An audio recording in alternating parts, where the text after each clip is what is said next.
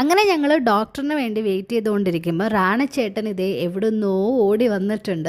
ചേട്ടൻ ആരാണെന്നുള്ളത് ഞാൻ വേറൊരു വീഡിയോയിൽ പറയാം. എന്തായാലും ലിയോനെ കണ്ടതും റാണച്ചേട്ടൻ കെട്ടിപ്പിടിച്ച് ഉമ്മ വെക്കാൻ തുടങ്ങി. ഈ ഉമ്മ ഇപ്പോഴൊന്നും തീരില്ല കേട്ടോ, അത്രയ്ക്ക് ഇഷ്ടമാണ് റാണച്ചേട്ടന് ലിയോനെ ലാവീനെ.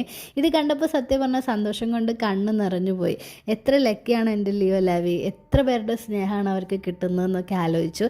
അങ്ങനെ ഞങ്ങൾ പിന്നെ അടുത്ത ആളെ കണ്ടു. ദേ ഒരു ക്യൂട്ടായിട്ടുള്ള ആൾ. ഇവൻ്റെ പേരെന്താണെന്ന് ചോദിച്ചപ്പോൾ ഞങ്ങൾ ഷോക്കായി. ഇവൻ ലിയോ. അപ്പം ഞങ്ങൾ പറഞ്ഞു ദേ ഇവനും ലിയോ. അങ്ങനെ രണ്ട് ലിയോയും തമ്മിൽ മീറ്റ് ചെയ്തു. പക്ഷേ ഈ ലിയോ കുറച്ച് സീനിയറാണ് കേട്ടോ. ഇനി നമ്മൾ നേരെ ഡോക്ടറെ കാണിക്കാനായിട്ട് പോവാണ്. ലിയോൻ്റെ കയ്യിൽ ഒരു ചെറിയ സ്വെല്ലിംഗ് ഉണ്ടായിരുന്നു, അതാണ് കാണിക്കാൻ ഞങ്ങൾ മെയിനായിട്ട് വന്നത്. അതിൻ്റെ കൂടെ അവന് ഹിപ്പ് ജോയിൻറ്റിൻ്റെ ഒരു എക്സ്റേയും കൂടി എടുക്കണമായിരുന്നു. കാരണം കുറച്ച് നാൾ മുമ്പ് അവനിങ്ങനെ ഹൈറ്റിൽ കയറാനും ഇറങ്ങാനൊക്കെ ഒരു ബുദ്ധിമുട്ടുണ്ടായിരുന്നു. അപ്പോൾ ഡോക്ടേഴ്സൊക്കെ പറഞ്ഞു ചിലപ്പോൾ തേയ്മാനത്തിൻ്റെ ബുദ്ധിമുട്ടായിരിക്കാം എന്ന് പറഞ്ഞു. അപ്പോൾ അതൊന്ന് കൺഫേം ചെയ്യാനായിട്ട് ഒരു എക്സ്റേ എടുക്കണം. പിന്നെ ലിയോന് എന്തെങ്കിലും കുഴപ്പമുണ്ടോ എന്ന് അറിയാനായിട്ടുള്ളൊരു ബ്ലഡ് ടെസ്റ്റും. അങ്ങനെ ലിയോൻ്റെ എക്സ്റേൻ്റെ റിസൾട്ടും ബ്ലഡിൻ്റെ റിസൾട്ടും ഒക്കെ വന്നു. ഇതൊക്കെ കണ്ടിട്ട് ഡോക്ടർ എന്താ പറഞ്ഞതെന്നറിയാവോ? ലിയോൻ്റെ പ്രായത്തിലുള്ള ഒരു ഡോഗിൻ്റെ ഹിപ്പ് ജോയിൻറ്റിൻ്റെ എക്സ്റേ ഇങ്ങനെ ആയിരിക്കില്ല.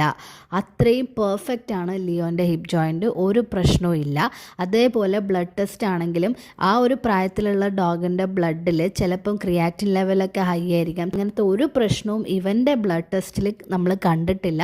അപ്പം എക്സലൻറ്റ് റിപ്പോർട്ടാണ്, ഒരു കുഴപ്പമില്ല, ഇങ്ങനെ തന്നെ മെയിൻറ്റെയിൻ ചെയ്താൽ മതി എന്ന് പറഞ്ഞു. ഇതൊക്കെ കേട്ടപ്പം ഒരുപാട് സന്തോഷം, അതിനേക്കാൾ ഉപരി സമാധാനത്തോടു കൂടിയിട്ടാണ് തിരിച്ച് വീട്ടിലോട്ട് പോകുന്നത്. ഞങ്ങൾ അവനെ നോക്കുന്ന രീതിയാണെങ്കിലും കൊടുക്കുന്ന ഭക്ഷണം, അവനെ ഞങ്ങൾ സ്നേഹിക്കുന്നത്, ഇതെല്ലാം അവൻ്റെ റിസൾട്ട് ഇത്രയും നല്ലതാവാനായിട്ട് കാരണമായിട്ടുണ്ട് എന്ന് തന്നെ ഞങ്ങൾ ഉറച്ചു വിശ്വസിക്കുന്നു. ദൈവത്തിന് ഒരുപാട് നന്ദി.